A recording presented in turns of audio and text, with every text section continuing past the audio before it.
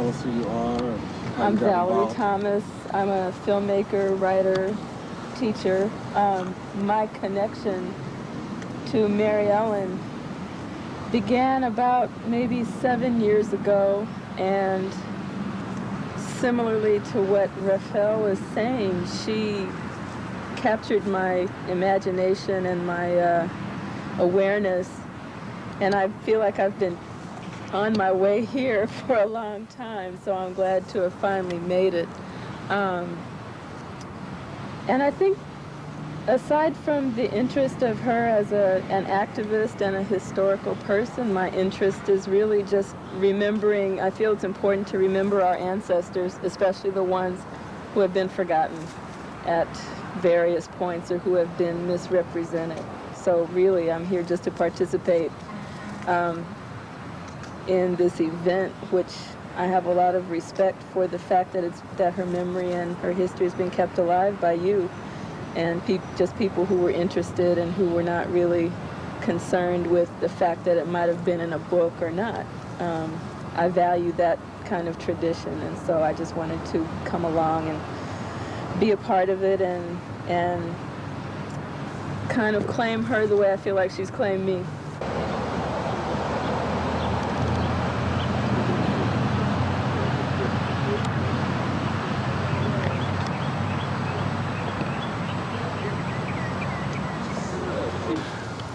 Mrs. Albert came to a party at my house once when I lived in Berkeley and I was a student. And my parents were out visiting from the East. And we had a very nice time. And Mrs. Albert had a relatively small family and connections in her family. So she enjoyed she could never tire of hearing about my family. And it's like if she was a member of my family, and she wanted to know every little detail. And she was so honored to meet my father, who's died a little before she did, about 15 years ago. But anyway, she was always sort of a mystery to me because I never quite understood where she lived, how she got back and forth to places. I was in the had never been to her house at that point. I knew she lived down in San Jose somewhere. And she had a Volkswagen that only was powered by unseen spirits, because I don't think anybody else could drive that car. Absolutely not. And it always scared me when she was supposed to be going home from any event. I would say, don't you want us to take you to bar, whatever? Oh, no, I'm fine. So that particular night, she managed to get home, and I didn't get a phone call, so I assumed everything was okay. But a couple of days later, we were talking for some reason. And I said, did you get home okay the other night? And she said, oh, well, my car broke down about 2 miles from my house on some not very well traveled. It was about midnight. And for a lot of people, that would have been an occasion for curses and quite a bit of upset and depression. But she said, oh, but there was a full moon. And I walked home from where the car had stopped, and it was just a glorious evening. And that was just captured her for me. Because she, hard for me to talk about her, took what was negative and turned it around. So I need a minute. After she had gone to Africa, she loved telling about that. As Mr. Ward has said, she was a woman, Mrs. Elena Albert, was a woman of modest means, but somehow she was able to make that trip to Africa. And I remember seemingly the height of her experience was having been invited into the cockpit and told about the operations of flying a plane. And these people up there, the pilot and the others, were, for the first time in her experience, men of color, the same as she. And this delighted her through and through. And she told about this in a setting at the society. I think it was a dinner we had, a dinner meeting of some sort. And along with that, certainly I remember all the other things that have been said about her. her personality, warm, bubbly, and cheery, and full of depth.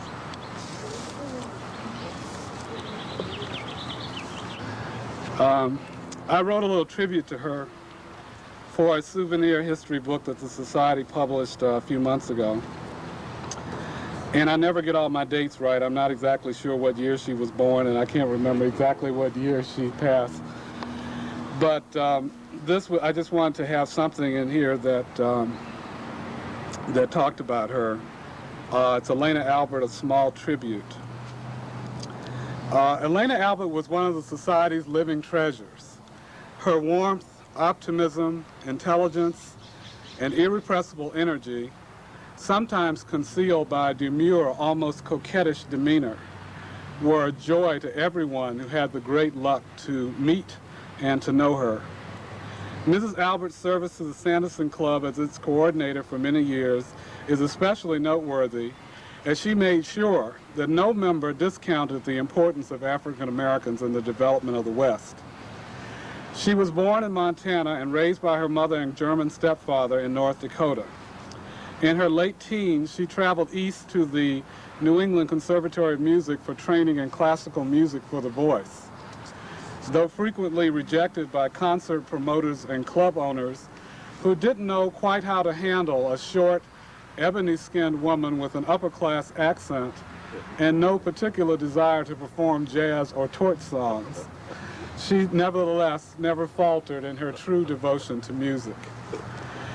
The, quote, facts of her life are extraordinary. On her return from New England, she spent some time with her mother, the first woman barber in the territory known as Alaska. But it's her interests which made her one of a kind. Elena in bringing the story of Black Calafia, for whom the state of California is named, to light. She disseminated the story of the Black Cowboys. She was advisor to the state commission that revived Allensworth. She introduced the Black Madonnas of Europe to scores of people who never even imagined such things. She was also a West Coast supporter of the Garvey movement, though whether she actually joined the UNIA is unclear. Never disposed toward simply burying herself in research, Mrs. Albert was always careful to link the achievements of the past with the cultural and political necessities of the present. Toward the end of her 71 years, Mrs. Albert was back in school, pursuing a bachelor's degree in liberal arts with an emphasis in history. For most of her life, however, her most reliable independent source of income was domestic work. Another demonstration that it isn't what a person earns that gives value to a life, but what she stands for. Elena is survived by a daughter, Sidonia Craze, and 2 grandchildren. I think it's 2. 3. And shows you everything. You can't believe everything you read in print. A friend once remarked of her that she has taken the rubble of her life and with it builded a cathedral. Elena Albert is interred with her great heroine, Mary Ellen Pleasant, in the 19th century quiet of Toulouse Cemetery in Napa, where they delight in one another's company and share secrets. One of her legion of admirers. Thanks.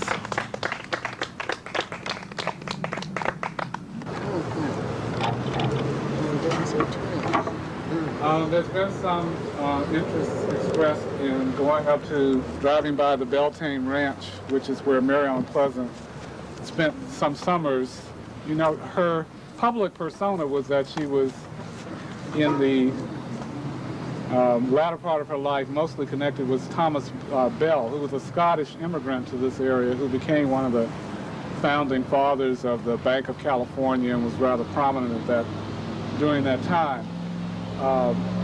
It was a very, we like to think of it as a very interesting cover because we thought, we of course think of her as much more than a housekeeper to that family. It's up near Glenelg. It's up the bird season road. Okay. I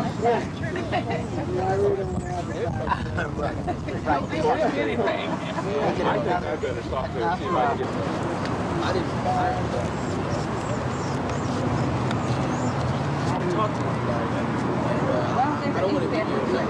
No, black. Kind of scared that she may not like that. Right. History of blacks in California. The emphasis on black. Really blacks in the United States and around the world, but the emphasis on black. Is that a show? Right. Agreed. Understood.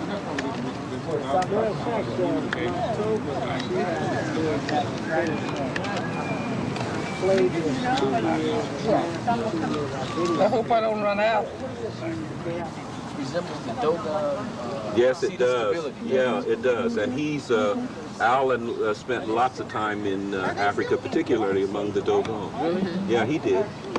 I have all of his photographs at the Historical Society. Is that right? Yeah. No, they're a very interesting group. Oh, we've been studying the Dogon for about 20 years now, since that first book came out by Marcel Griot. And so at the Black Studies at the university, we always teach the Dogon cosmology. You come to the shop, you see we have a whole Dogon section at the Historical Society. I would do You the know, other they, perpetrators you know what like they him. have? They have a very interesting much better. religious Oh, yeah. belief. My felt pen, you They know, feel that pen I did that. they were I visited did the from black one. It does look better. Potolo. See, it shows up better. It Potolo, does. which is But I'm afraid Bless to you. it's a planet which You know, I had got the, why do I get Yeah, the from Sirius Sirius, the dog constellation. stars, the Right. Sirius constellation. and they feel that they were visited and they got knowledge might from find that anything planet. And that's part of their worship. bringing out everything you stuff. wanted, That he'd say, give me your this purse. person That's the way came you to want Earth and he was Anything. crucified similar to the way. Basically, though, it was the white scholars that came up with that idea. The Dogon didn't say that to them. The whites came up with that because the Dogon's astronomy was so advanced when they discovered they didn't know how they could know about Sirius without being visited, and that's how that started. Right, it makes sense. Of course it is. Of course it is. But of course they didn't have the same kind. They didn't have that kind of persecution among the Dogon in their early culture. See, so they didn't have to go through what Galileo went through.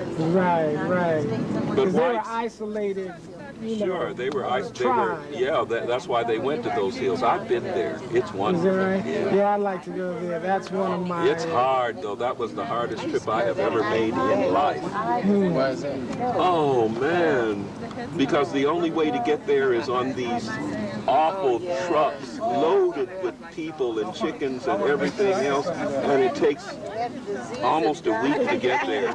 And you're going through the desert, you know, in Mali. You know what Mali must. It's to say it's hard to get to Timbuktu too. See, I just want to say it was a And if we blessing. get lost, we'll she get said she lost wanted and to have say fun. something about cleaning up. But I want to say it was a marvelous day, and I did learn a lot about We'll be near Jack London I State had Park, been and we reading know about Jack her. London had a black But canoe. I don't think that I've read enough about her, and I'd like to know more about her. So in cleaning up her grave and everything, I hope to come back and finish it. And that's what I have to say. It was a marvelous day, and I really enjoyed the trip.